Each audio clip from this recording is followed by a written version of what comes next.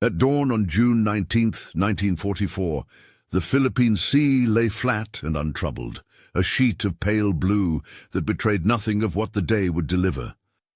By the time the light fell back into the west, roughly 6 hours later, some 480 Japanese aircraft had been destroyed, shot from the sky, torn apart by flak, or swallowed by the ocean. That single statistic remembers the battle as a catastrophe. 480 aircraft in about 6 hours. Call it the Marianas Massacre if you must. But the more accurate and more unsettling verdict is that this was not only a defeat in combat. It was the predictable outcome of plans that had already been broken apart days earlier, of systems that favored one navy and doomed another. How did it happen? How did hundreds of trained airmen climb into their planes and fly into a sky that, for all practical purposes, had already been ceded to the enemy? The short answer is that the trap was set long before the first fighters met, on runways, in training syllabi, in factories and behind radar screens. To understand June 19th, we must rewind the clock 8 days, examine the technologies and doctrines that determined the engagement, and then return to the day itself to follow the launches, the interceptions, and the decisions that turned desperate recovery into catastrophe. If you want detailed, source-based military history like this, subscribe. 8 days before the great aerial slaughter, American air power took aim not just at carriers, but at the foundations of the Japanese plan. Vice Admiral Jisaburo Ozawa's force had relied in part on a shuttle concept. Carrier air groups could operate at range, launch long flights against the invasion fleet, and, if necessary, return not to their carriers, but to friendly airfields ashore. That contingency gave Ozawa hope for endurance in a battle of attrition. The United States Navy, anticipating that possibility, struck first at those shore bases. On June 11-12, carrier and Army airstrikes cratered the runways at Saipan and Tinian.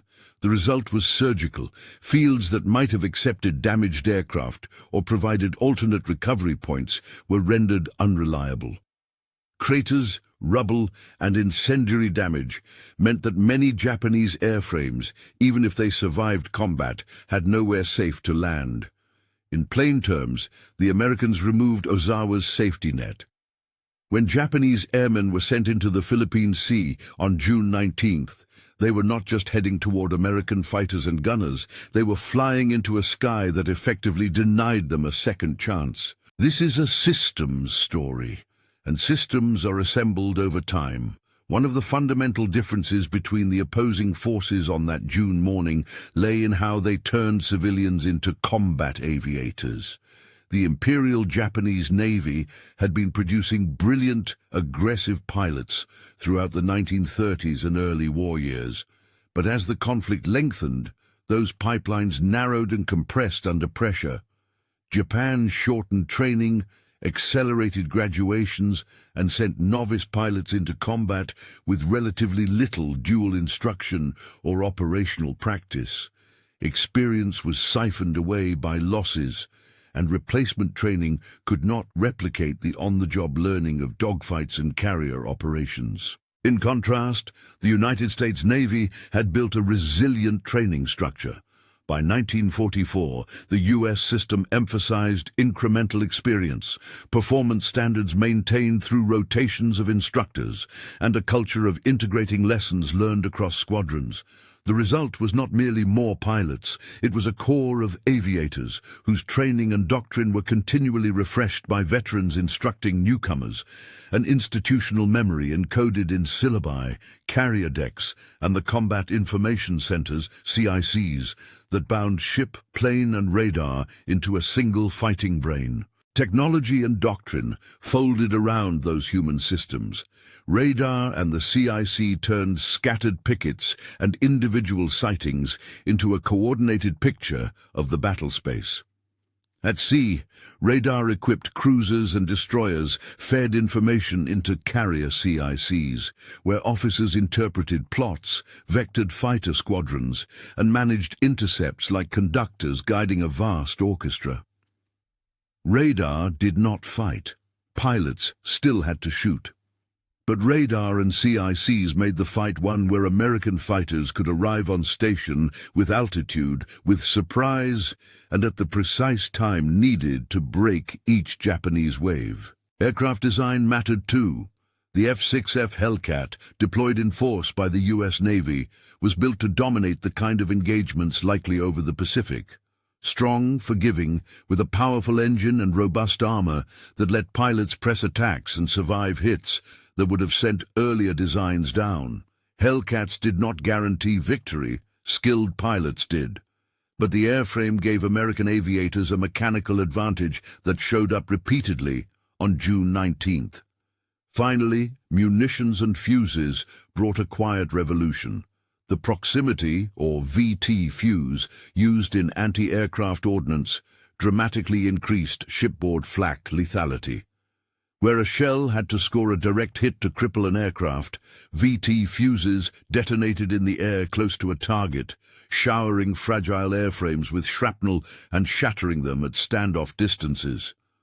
The fuse reduced the margin of survival for attackers attempting massed or close formation strikes against carrier decks. All these structural elements, training, radar, CIC, shipboard anti-aircraft with VT and airframe advantages, did not act in isolation. They worked together. The battleship-like bulk of the fleet, the network of radar pickets, the mediated decisions in CIC rooms, and the mechanized speed of Hellcats combined to make the American sky a sieve. Planes attempting to pass through were found, tracked, and destroyed. But systems alone do not tell the whole story. The human element threaded through the steel. Consider one small, emblematic moment that would be captured later in a photograph. A young Hellcat pilot returned to his carrier after the morning's fighting and raised 6 fingers to the camera, 6 fingers signifying 6 kills. He was a private hero in the middle of a complex, systemic victory, a face we can imagine, a hand telling a simple story of survival and success. His gesture is a human punctuation mark. It reminds us that numbers tally bodies and souls, not just machine exchanges. That photo, held up against the ledger of losses, is one of the ways history bears its contradictions. Bravery nested inside an overwhelming institutional advantage. To understand the day, we must now move from systems and preparation back to the sea, to the carrier screen, and to the moments when decision and chance met. The story is chronological, because timing mattered. Small differences in minutes decided whether a formation intercepted another on climb or descent, whether a damaged plane could glide to a runway ashore or fall short and drown its crew in a blue, uncaring ocean. On the morning of June 19th, radar pickets detected the first inbound formations. Precisely at 09:55, reports indicate radar contact was made. A large-bodied band of aircraft, Japanese carrier aviation outbound in force, heading toward Task Force 58 and the invasion convoy. The first Japanese strike consisted of 69 aircraft. Of those 69, 42 were lost in the encounter. The ratio is stark and instructive. More than half were gone in a single sweep. Why such immediate and lopsided losses? Because American fighters were not reacting blindly. They had been guided into position by a functioning sensor-to-shooter chain. From picket cruiser to the carrier's CIC, vectors were placed, altitude and timing synchronized, and Hellcat squadrons launched to meet the attackers on favorable terms. Anti-aircraft batteries on the carriers and their escorts overlapped fields of fire, each barrage compounded by the now familiar VT fuses. Japanese formations, arriving at range and expecting to strike, found themselves stunned by an organized, multi-layered defense. The second wave was larger, about 107 aircraft. It came after the first had been mauled and was in many ways the moment when the Japanese air arm's structural problems surfaced in brutal clarity. Japanese pilots, many newly trained and lacking carrier landing hours, were sent on long-range flights over open ocean, forced at the end to attempt recovery on damaged carriers or make water landings. They relied on coordination that had been put under severe strain by the disruption of airfields ashore and by the fleet actions themselves. The American response to the second wave was methodical. Hellcats launched in controlled groups, using altitude and diving attacks to break the Japanese formations into smaller, more manageable elements. Interception statistics alone do not capture the texture of the fighting. Picture a Hellcat division climbing through a cloud layer, sun at its back, the sea white with sunlight beneath them. They are briefed on vectors inside the CIC. A cruiser plot shows a band closing at a specified heading and speed. The fighters form up, and as they break through the clouds, they see the Japanese planes, Val dive bombers, Kate torpedo bombers, and Zeros acting as escorts. The attacker's intent is to strike carriers. The defender's intent is to stop them at distance. In those first exchanges, a number of individual acts of skill and nerve are recorded. Lieutenant Alexander Vratsiu, whose name appears in many after-action accounts, emerged as a notable figure among the Hellcat pilots. His encounters that day testify both to individual marksmanship and to the advantage that doctrinal training conferred. Vratsiu and his squadron entered the fight with altitude and a plan, executed dives and slashing attacks, and returned with claims that would later be photographed and memorialized. Note, final spellings and personal details will be checked against primary archives during edit to ensure accurate presentation of names and ranks. Another human vignette comes from the water rescue efforts that followed the morning's sorties. Downed pilots, both Allied and Japanese, were pulled from the sea by destroyers and destroyer escorts that broke from their screens to pluck survivors from life rafts. One American pilot, young, salt-streaked seawater cooling his flight suit, was hauled aboard, coughing and barely able to tell his rescuers the story of his wingman. The destroyer's crew, trained to find men before munitions, lowered boats into a sea still flecked with oil and spilled fabric, and for a few minutes the war narrowed to a single human rescue. Such rescues were acts of duty that cut through the numbers. They remind us that both sides contain men whose fates rose and fell with a single technical failure or a lucky glide. Shipboard events were never distant from the airfight. The carriers themselves were both the prize and the target. At 08:16 in the morning, there is a recorded torpedo hit on Taiho, an early wound that would later prove fateful. That blow, and others like it, changed the calculus for both fleets. A carrier that suffers munitions fires or internal explosions becomes a far more dangerous place for friendly air crews. Flight operations are interrupted, smoke and flame make landing hazardous, and the chance that an already damaged pilot might be allowed to attempt the deck is diminished. The American strikes on shore runways had already taken away Ozawa's ability to divert. Hits on carriers themselves limited his ability to recover what he could at sea. Between 09:55 and the early afternoon, the action moved in waves. The third Japanese wave, approximately 47 aircraft, met a similar fate to the first two. The numbers of survivors dwindled. The fourth wave, recorded as 82 aircraft, was met at a later decisive moment in the afternoon, 14:21, according to battle logs, when American fighters had consolidated their advantage. Each successive wave was launched into a sky that was increasingly hostile and better informed. The accounting of aircraft lost in these encounters reads like a ledger of system failure. For the Japanese, the cumulative losses were not merely numbers, but the loss of trained crews, radios, aircraft that could not be replaced overnight. For American commanders, the tally looked different. More modest aircraft losses, no carriers lost in the 2 days of the primary engagement, and a strategic option preserved to continue offensive operations. At the ship level, things were complicated and tragic. Orders go out, torpedoes find hulls, and on several carriers fires become catastrophic when they reach aviation gasoline and ordnance. The sequence of explosions aboard Taiho, and the subsequent loss of other carriers through a mix of bombs, torpedoes, and internal detonations show how vulnerability on the sea is cascading. One well-placed strike can destabilize an entire deck cycle of launching and recovery. Yet this calculus of systems, technology, and training does not wholly absolve men of responsibility. Command decisions shape the day's arc.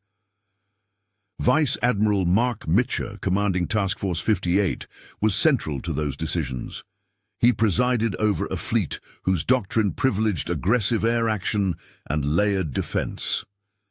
Mitcher's staff, including his Chief of Staff Arleigh Burke, coordinated sorties, interpreted reconnaissance, and maintained a strategic picture as the battle unfolded. When Mitcher ordered strikes, he did so in the context of preserving fleet integrity and attacking enemy carriers. He did not do so in an informational vacuum. Likewise, Ozawa's choices reflected constraints imposed by fuel ranges, by the loss of ashore recovery options, and by the pressures of a fleet contesting for survival. June 19th was not merely a series of isolated tactical encounters. It was a day in which operational reach, timing of launches, and logistical realities, fuel, ammunition, and the condition of runways, interacted with the human dimension. As the afternoon darkened in the operational sense, smoke, damage, and the exhaustion of pilots, new dilemmas appeared. Carriers had to contemplate night recoveries. Pilots low on fuel needed immediate options. Choices at the bridge and in the CIC would determine whether aviators were brought home or forced into the sea. One moment toward the late afternoon captures the pressure compressing around leadership. At 17 low, Mitcher was reading reports, summarizing search and contact patterns, trying to piece together where surviving aircraft might be and what the fleet could sustain. The option to keep the lights off on carriers meant reducing vulnerability to submarine attack, but also made night landings all but impossible. Turning the fleet into a beacon, illumination for returning pilots, offered the chance to recover men and planes, but risked inviting enemy submarines and surface forces to attack. The decision was not between good and bad, it was between bad and worse. We have traced the prelude, the systems, and the opening waves of June 19th. We have watched in quick succession how intelligence from radar pickets was converted into intercept vectors in the CIC, how Hellcats used mechanical and human advantages to wreak disproportionate damage, and how shore strikes and carrier hits had already begun to close options for Japanese recovery. We have seen, too, the human edges of this engagement. The pilot who raised 6 fingers, the sailors who hauled men from oil-slicked seas, the commander in his CIC reading data that would force agonizing choices. What we have not yet reached is the long, hazardous evening, the moment when Mitcher's choices about recovery would crystallize into either saving lives at the risk of inviting fresh danger or preserving the fleet's stealth and accepting additional losses. That decision and the night that followed, when fleets were lit like beacons and when recovery operations turned into another kind of liquidation, are at the heart of this battle's moral and operational dilemma. But before we follow the carriers into darkness, we must pause to consider one less visible consequence of the day's events: the strategic arc that June's outcomes would propel into the months ahead. The Marianas, Saipan, Tinian, Guam were not mere islands. They were potential launch pads for a new phase of the war. Once fully held, they could host long-range B-29 superfortresses, a machine for strategic bombing that would change Japan's industrial and civil geography. The neutralization of Japanese carrier aviation in a single day did more than adjust fleet balances. It cleared the way for the United States to use the Marianas as stepping stones to direct sustained attack on the Japanese home islands. Still, June 19's immediate arithmetic was brutal and precise. By dusk, official tallies and after-action reports would begin to assemble the losses. Hundreds of aircraft, 480 in roughly 6 hours is the figure that echoes through history. Several carriers sunk or fatally damaged, and thousands of men killed or missing. But the exactness of those numbers conceals more than it reveals. The qualitative shift was in the Japanese Navy's offensive capacity. Even when raw numbers are later contested or refined, the direction of change is clear. The battle that day took the offensive teeth out of Japanese carrier aviation, leaving Japan with fewer planes, fewer trained crews, and reduced capacity to challenge American air and sea power. And yet, the human tally remains the hardest part to reconcile. Pilots on both sides were young men propelled into the gravity of steel, fuel, and ordnance. Many of those who died did so without ever seeing the strategic patterns, including training pipelines and radar nets that sealed their fate. They were actors in a production orchestrated by institutions and technologies that outgrew any single individual's control. The stage is set for the evening's reckoning. Mitchell and his staff face choices that will ripple through the fleet. Damaged carriers smolder and await salvage or sinking. Pilots in the water await boats or the long pull of the sea. The Marianas were becoming dramatically and inexorably American, yet not without cost. The battle's second act will force us to confront those costs and the decisions that produce them. As the light tips toward late afternoon on June 19th, the radar plots show another problem unfolding. Intercept windows are closing as pilots run low on fuel. Aircraft on both sides are damaged, carrier decks are scarred. Messages flow up and down the chain of command. How many can be landed? How many must ditch? What risks can be accepted to bring men home? The answers are not merely tactical, they are moral. They will shape how we remember the day. As triumph, as tragedy, or as the interplay of both. We pause here on the threshold of that evening. The morning's lopsided exchanges have already written damage into the Japanese order of battle. The systemic advantages, training, radar, CIC, Hellcats, proximity fuses, have taken visible effect. What remains unresolved are the leadership choices about recovery and the immediate costs those choices will impose. Those decisions and their consequences will illuminate the moral as well as strategic dimensions of what happened when 480 aircraft were destroyed in roughly 6 hours over the Philippine Sea. As the sun slid toward the horizon on June 19th, the war at sea changed character. Daylight had favored the side with the better sensors and the deeper training pipeline. Night would force commanders to weigh the life of a single aviator against the safety of an entire task force. Mitchell and his staff carried that calculus with them into the CIC.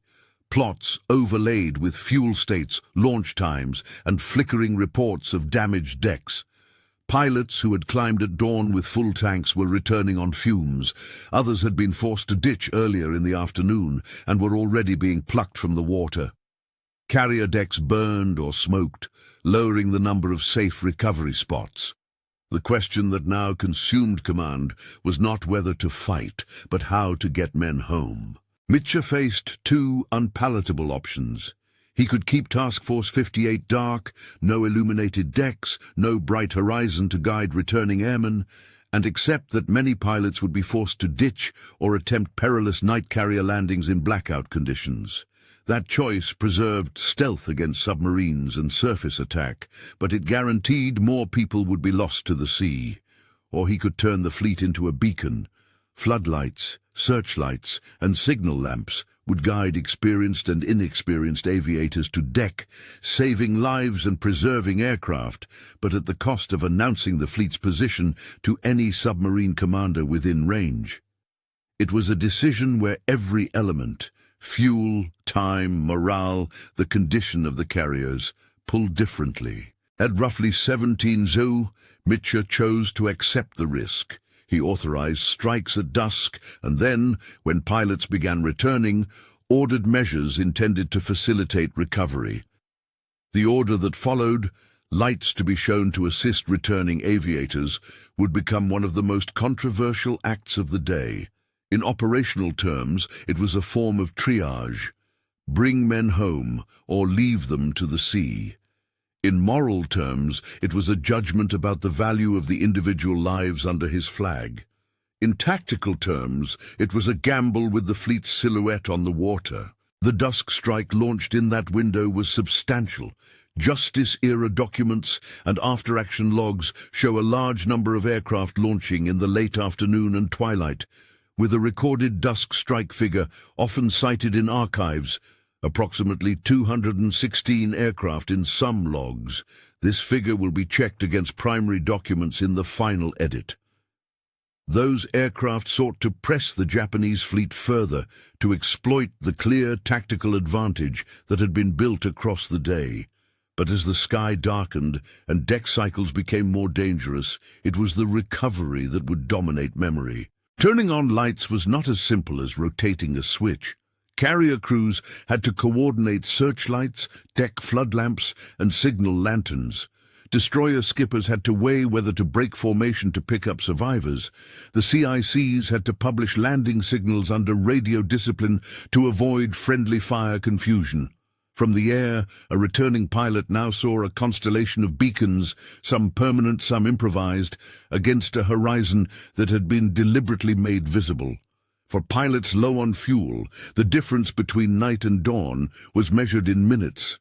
A bright carrier deck could mean survival, but the illumination also drew danger. Submarines prowled the waters around both fleets, and a lit task force presented a target much easier to approach under cover of dark. Torpedoes were already part of the calculus. Damage inflicted earlier in the day, such as the morning torpedo on Taiho, had shown how rapidly a carrier could be made unworkable when fuel and ordnance were involved. That vulnerability was now magnified. As the lights stained the night, a sequence of avoidable and unavoidable tragedies unfolded. Pilots, exhausted and sometimes disoriented, attempted night carrier landings under conditions for which few had extensive training. Darkness played tricks on depth perception. Smoke from burning hangars made visual cues unreliable. Some aircraft undershot a deck and hit the sea. Others blundered into parked planes or deck obstacles, causing secondary fires. The carrier deck is an unforgiving place at dusk. Steel, cables, and aircraft crammed into a living machine, and any mistake could ignite a catastrophe. Losses that night were significant. According to battle reports, roughly 80 Allied and Japanese aircraft were lost during the recovery period and night operations, and about 49 aviators were lost in those evening events alone. Numbers drawn from the operative after-action summaries and flagged for verification in final edit. The human scenes of that evening were stark in their intimacy. On one carrier, a deck crewman, his palms black with fuel and his jersey stained with sweat, wrestled a smouldering corsair away from a stack of undelivered ordnance, the ship's fire hoses shrieking as men fought to keep the blaze from reaching the magazines. He worked not for glory, but because the man inside that plane was one of their own. Across the water, a destroyer lowered a small boat into a black sea, and the petty officer at the bow could hear the faint coughs of a pilot hauled from a raft. The pilot, shaking with cold and relief, passed a single piece of paper into the hands of his rescuers. Coordinates, a name, a mantra for his squadron, and then quietly asked after his wingman. These moments were private and essential. They are the tightly focused human texture that the broad numbers can never replace.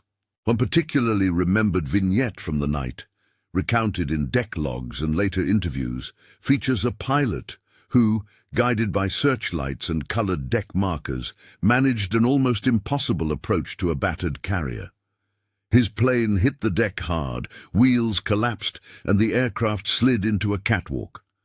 Crewmen rushed with extinguishers and harnesses. He climbed out, removed his helmet, and simply said, "Thank you," as if the words themselves might steady the world.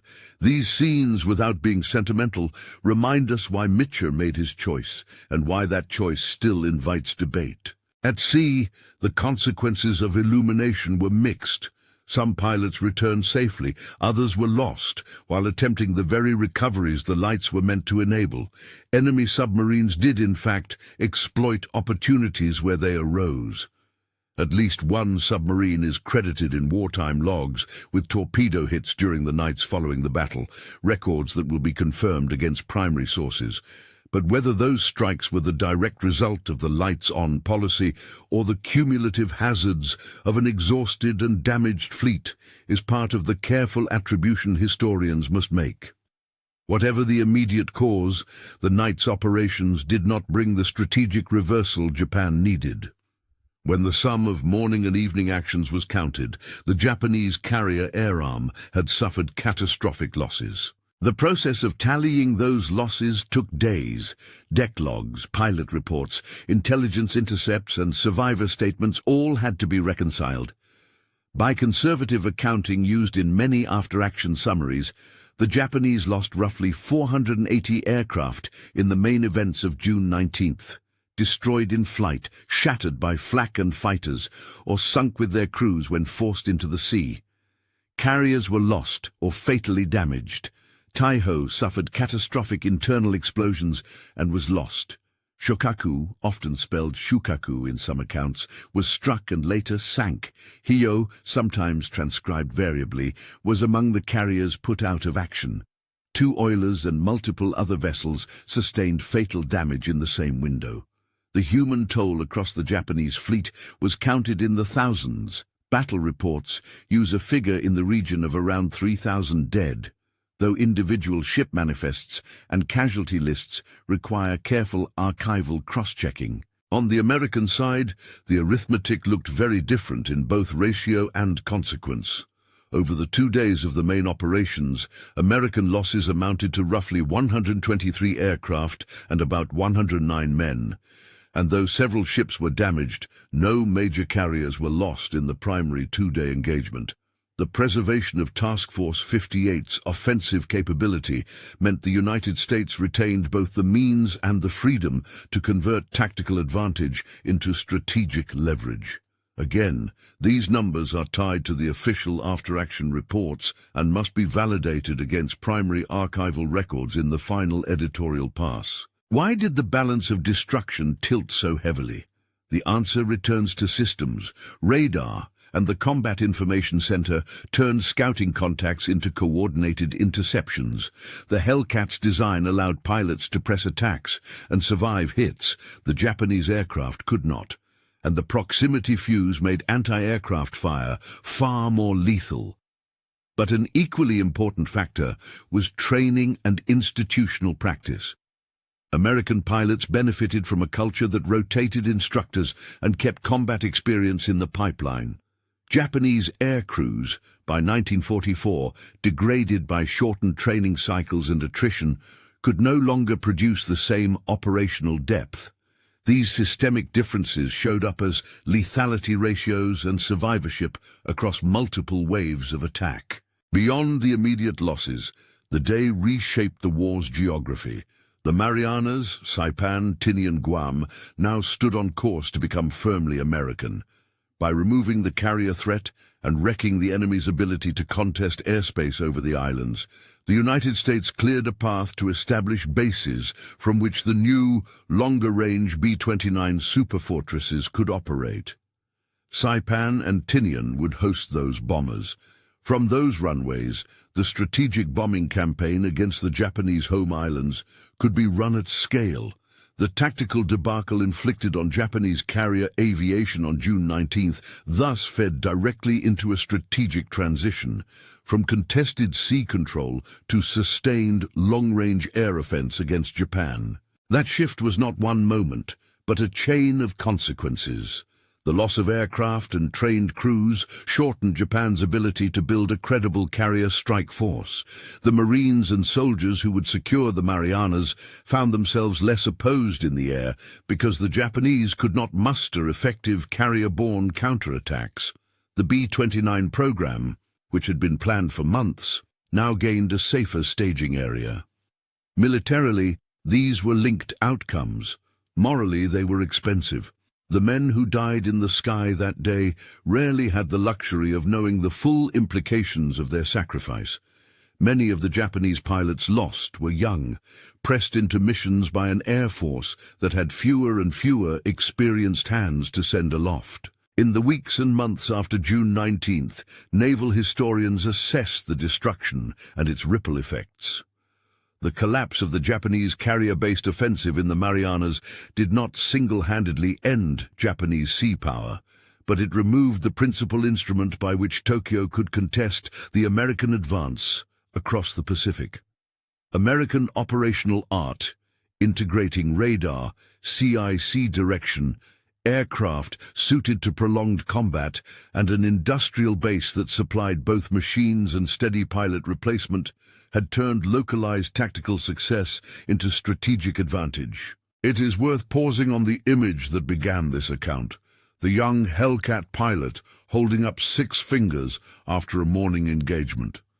That photograph, reproduced in wartime and later archival collections, is a compact representation of the day's paradox.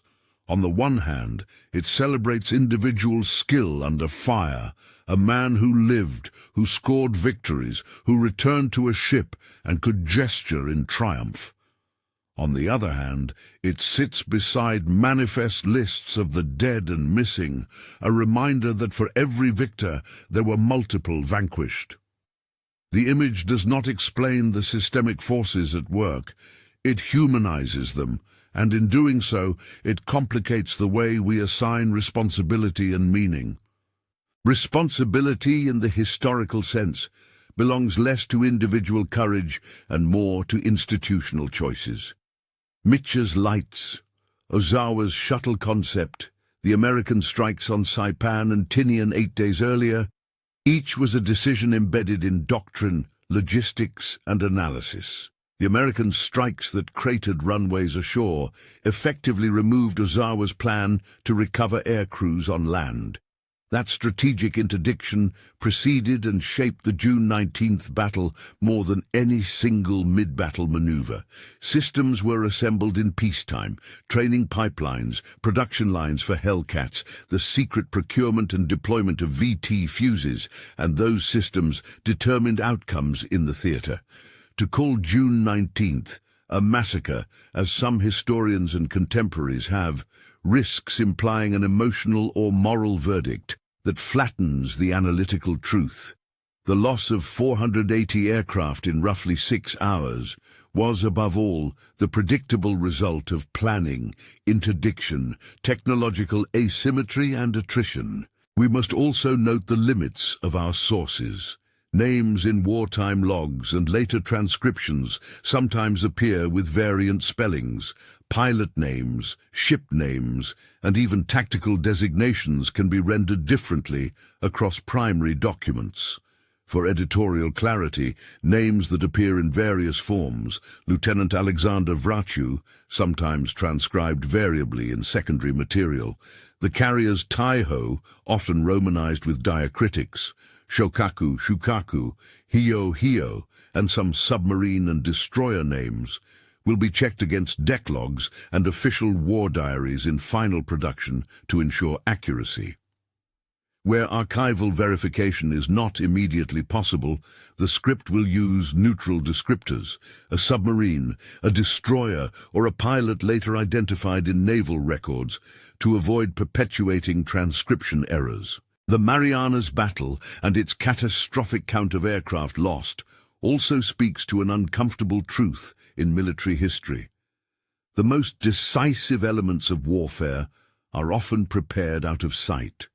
Training schedules set years before the campaign, industrial decisions about which aircraft to build and in what numbers, and the quiet bureaucratic choices over instructor rotations were as consequential as the bright, chaotic moments in the sky. The men who climbed into fighters on June 19th acted with courage in the face of imminent danger, but the contours of that danger were shaped long beforehand by decisions that had nothing to do with the immediate moment. There is a moral corollary to that observation. To honor the dead is not only to remember their images or recite casualty figures. it is also to understand the institutional contexts that place them at risk. Examining the training truncations in Japan, the American investments in radar and CIC procedures, and the deliberate strikes on runways removes nothing from personal bravery. If anything, it deepens the demand for accountability and memory. These were men whose fates were bound to technologies and doctrines, and that entanglement is part of what makes June 19th both strategically decisive and tragically intimate. In the larger theatre of 1944, June's events formed a twin narrative with the fighting on the other side of the world. While Allied troops fought across Normandy, American sea and air power was redefining the Pacific. The capture of the Marianas and the degradation of Japanese carrier aviation did not by itself decide the war, but they shifted the distribution of power decisively toward the United States. With Saipan and Tinian secure, bases for the B-29 would soon place Japanese cities within reach of sustained strategic bombing. Naval battles of command and survival gave way to aerial campaigns of destruction and a narrowing of options for Tokyo. When historians look back, June 19th registers as a turning point not because of a single hero or a single mistake, but because of an alignment of systems, tactical, technological and organizational, that acutely favored one side. The loss of roughly 480 aircraft in 6 hours is both a metric and a metaphor. It measures the cost and signifies the scale of systemic failure on the Japanese side and systemic effectiveness on the American side. That juxtaposition is not a moral endorsement. It is a frame for analysis. So what remains of the Marianas Massacre when the smoke has cleared? There is a ledger: 3 carriers seriously disabled or sunk, 2 oilers lost, hundreds of aircraft destroyed, thousands killed or missing, and the erosion of an offensive carrier air arm. There is also the quieter ledger of institutional lessons learned, the value of sensor-to-shooter integration, the criticality of resilient training pipelines, and the decisive contribution of technological innovations, airframe design and fuses matched to doctrine. There are human stories that resist neat categorization: the pilot with 6 fingers raised in triumph, the deckhand who fought a fire until his arms ached, the corroded life raft where 2 men shared a rationed cigarette and spoke of home. The closing judgment the historian can offer is both modest and stark. Systems built in peacetime, policies about how to train pilots, investments in radar, decisions to interdicted enemy airfields, and the acceptance of risk in command choices were the primary instruments that determined the outcome. The pilots and sailors who served under those systems carried the human cost. To honor them is to recount both the bravery of individuals and the institutional realities that shaped their fates. If this deep dive helped you understand how wars are won and lost in both the small and the vast, subscribe and check the playlist for more episodes on decisive moments in military history. Editorial note for final production: several personal names and ship names appear in archival sources with variant spellings. Lieutenant Alexander Vratsiu, alternate transcriptions; Taiho, various romanizations; Shokaku, Shukaku, Hio, and certain submarine and destroyer names. Please verify spellings and identities against primary deck logs, action reports, and official war diaries before final voiceover to ensure historical precision.